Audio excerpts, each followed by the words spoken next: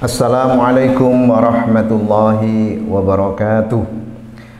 Bismillahirrahmanirrahim. Alhamdulillahi rabbil alamin wa bihi nasta'inu ala umuri dunya waddin, wassalatu wassalamu ala asrafil anbiya'i wal mursalin sayyidina Muhammadin wa ala alihi wa sahbihi ajma'in. Syahrul Ramadan alladzi unzila fil Qur'an hudal linnasi wa bayyinatin minal huda wal furqan. Para hadirin, para pemirsa yang saya hormati, alhamdulillah, puji syukur pada Allah Subhanahu wa taala. Pada saat ini kita diberikan rahmat oleh Allah, diberikan maghfirah oleh Allah, dan pada akhirnya kita masuk kepada 10 hari yang terakhir di bulan suci Ramadan. Kita masuk kepada masa yang disebut, fase yang disebut idkum minan nar. Mudah-mudahan dalam 10 hari yang terakhir ini kita mampu memanfaatkan bulan-bulan Ramadan yang terakhir dengan memperbanyak ibadah kepada Allah Subhanahu wa taala. Hadirin yang saya muliakan, di 10 hari yang terakhir ini para ulama sepakat bahwasanya pada tanggal ganjil di 10 hari yang terakhir ini turun suatu malam yang lebih baik dari 1000 bulan, sebuah malam yang lebih baik daripada 83 tahun, yaitu yang disebut dengan malam Lailatul Qadar. Kapan turunnya itu Allah merahasiakannya.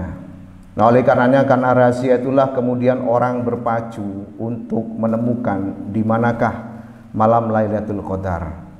Ada 6 masa atau 6 di tanggal ganjil menurut para ulama. Yang pertama, turun pada awal bulan suci Ramadan, yaitu tanggal 1.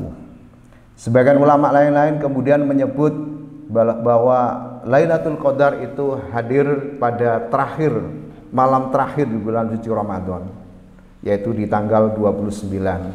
Kemudian yang ketiga, ada yang menyebut tanggal 17 Ramadan, di mana saat itu turun pertamanya ayat suci Al-Quran. Kemudian ada yang menyebut di tanggal 21 Ramadan, ada yang menyebut di tanggal 23 Ramadan. Dan jumhur ulama sepakat bahwa malam Lailatul Qadar itu turun di tanggal 27 Ramadan. Hari ini yang saya hormati, bukan berarti kemudian di tanggal-tanggal itu kepastian turunnya malam Lailatul Qadar, tetapi mari kita memanfaatkan malam-malam ganjil yang ada di bulan Ramadan untuk memperbanyak ibadah kepada Allah Subhanahu wa taala. Bayangkan 1000 bulan itu bisa kita manfaatkan dalam satu malam. 83 tahun yang belum tentu usia kita mencapai 33 tahun, tetapi kita mampu melewatinya itu dengan penuh dengan ibadah yang diterima oleh Allah Subhanahu wa taala.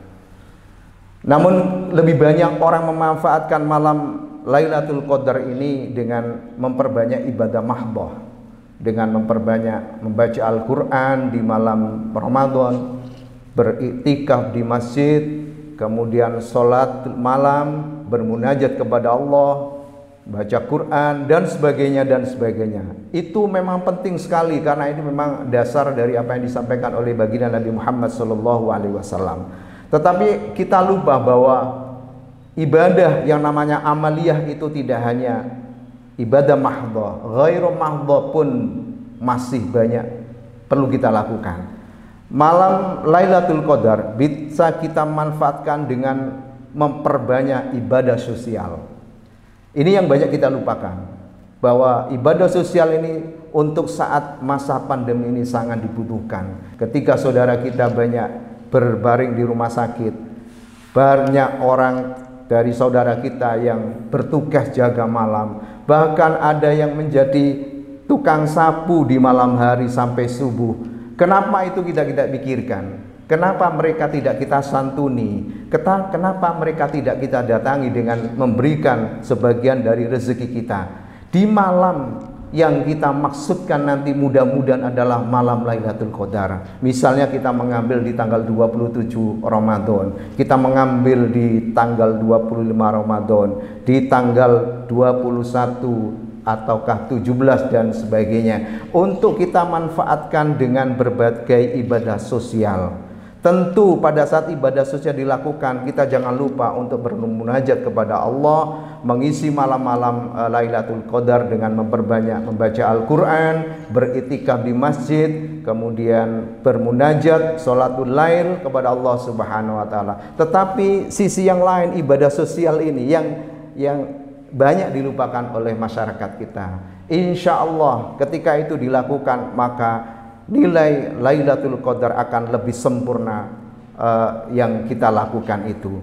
Hadirin yang saya hormati, saya teringat dengan salah satu tafsir yang pernah saya baca, bahwa disebutkan di sana ada seorang raja yang luar biasa yang hidup selama pemerintahnya 500 tahun, yaitu Raja Dzulqarnain. Kemudian ada seorang raja yang juga seorang nabi yang namanya Nabi Sulaiman yang memerintah selama 500 tahun. Kedua raja itu raja yang sangat bijaksana, seorang nabi, banyak melakukan ibadah, bahkan beliau tidak memiliki dosa sama sekali kepada Allah. Kalaupun ada, Allah akan mengampuninya. Sehingga perjalanan pemerintahnya selama 500 tahun itu merupakan ibadah yang diterima oleh Allah, karena kehidupannya menjadi seorang pemimpin yang adil. Bahkan semut pun itu tidak terdolimi di zamannya beliau itu. Sehingga 500 perjalanan beliau yang dilakukan oleh Dzulqarnain dan Nabi Sulaiman, kalau digabung menjadi 1000 tahun, itu bisa diraih oleh umatnya Nabi Muhammad SAW dengan hanya memanfaatkan malam Lailatul Qadar.